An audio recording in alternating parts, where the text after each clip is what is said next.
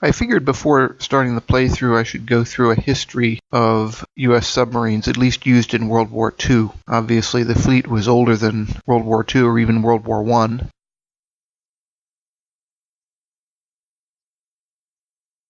Going back to the USS Holland around 1900 or so. But in World War II, the furthest back the submarines went was the O-class, seen here. This is O1. This is the very first of the O-class boats, and this one didn't make it to the war.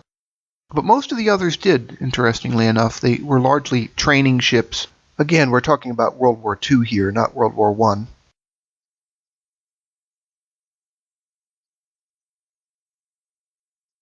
But subsequently, the O-class was replaced by the R-class, seen here.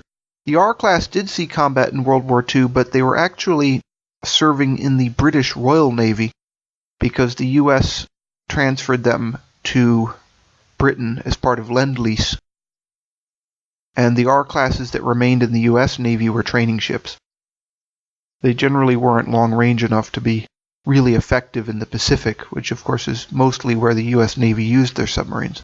Now, the oldest class to see a fair amount of combat in World War II, and the oldest class to be included in Silent Service 2, was the S-class. And the S-class was designed for World War I, but didn't get commissioned until after World War I. But there were a number of these still left at the outbreak of World War II, and so they were immediately sent into combat. And not all of the submariners liked them. They were obviously obsolete by that point. They were very dirty to work on. And that had always been true. That wasn't just because they were old. And generally, that meant they were dangerous, because you were going up against a modern navy with submarines that were a generation old. There were also a number of prototype submarines that the U.S. Navy tried in the 1920s in an attempt at improving on the S-class. And they took various different approaches.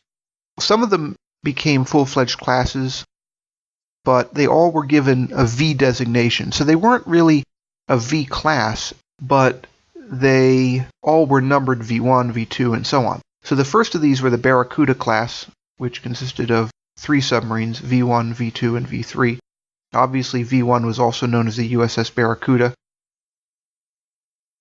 And then there was a prototype known as the USS Argonaut, or V4. And actually, the Argonaut is counted as a Narwhal class, so the class after the Barracuda class in Silent Service 2, which is incorrect because the Argonaut was a one-off. After the Argonaut, there was the Narwhal class, which was also given a V numbering. So V5 and V6 were the USS Narwhal and the USS Nautilus, interestingly enough, which was the first U.S. submarine to be called the Nautilus. And then there was the USS Dolphin, which was V7. That's not included with Silent Service 2. And then there was the Cachalot class, V8 and V9, and those were also not included with Silent Service 2. They were active in the war. Now, following the V-boats in 1935, the Porpoise class were brought in as a new, basically fleet boat, they called them. So they were long-distance submarines that were ideal for the Pacific, and included USS Porpoise, USS Shark, USS Tarpon, Pike, Perch, Pickerel, Plunger, Pollock, and Pompano, and these are included in Silent Service 2. Plunger, of course, was the oldest sub to be included in Silent Service 1. Now, the manual refers to the next 2 classes as the new S-class. This is sometimes a term used by historians, submarine enthusiasts, whatever, but actually it was 2 classes, the Salmon class and the Sargo class. And in Silent Service 2, there's a small mistake in this, namely that they include the USS Squalus in the Sargo class. And the Squalus was wrecked before World War II, raised, and then renamed Sailfish. And the Sailfish name change is not included. It's still called the Squalus in Silent Service 2.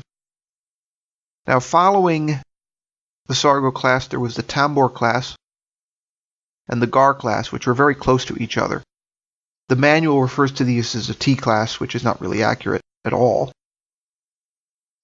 But these are taken together in the game. The class after the Gar class was the Mackerel class, and that one's not included in Silent Service 2 at all. But there it is. Now, the most numerous classes in Silent Service 2, which does reflect real life, are the Gato class and the Balau class.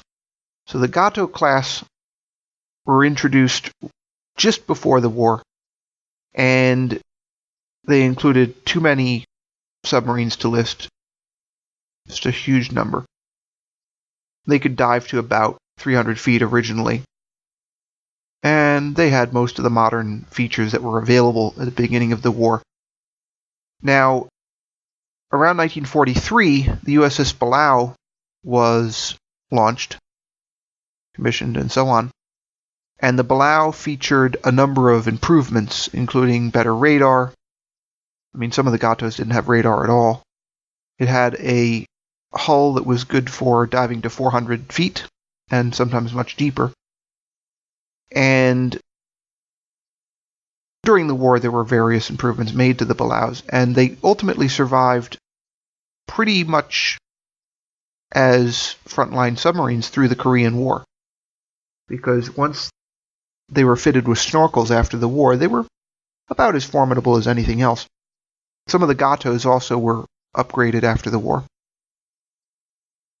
But before the war ended, one new class came in, the Tench class, in 1944. But so few of these made it into combat that they're often not counted as World War II subs. They're thought of as being more subs of the Korean War. And some of them were built during the Korean War, and some of those are included in Silent Service 2, probably mistakenly. So the Grampus from 1949, the Pickerel from 1949, and the Grenadier from 1951 were all built during the Korean War. Also, the Remora wasn't commissioned until 1946, and the Amberjack was also not commissioned until 1946. But I had a little bit of trouble getting a picture of a Tench class with the original conning tower because almost all of them were given sails after the war that included a snorkel. And so most photographs of the Tench class have the sail and not the conning tower. But this picture, this is the USS Toro, right after the war, after the deck guns were removed, but still featuring the original conning tower. Here's the USS Tench after post-war rebuilding with the sail. In any case, as I said previously, a large part of the appeal of Silent Service 2 compared with Silent Service 1 is that you have a very wide choice of classes of sub that you can operate.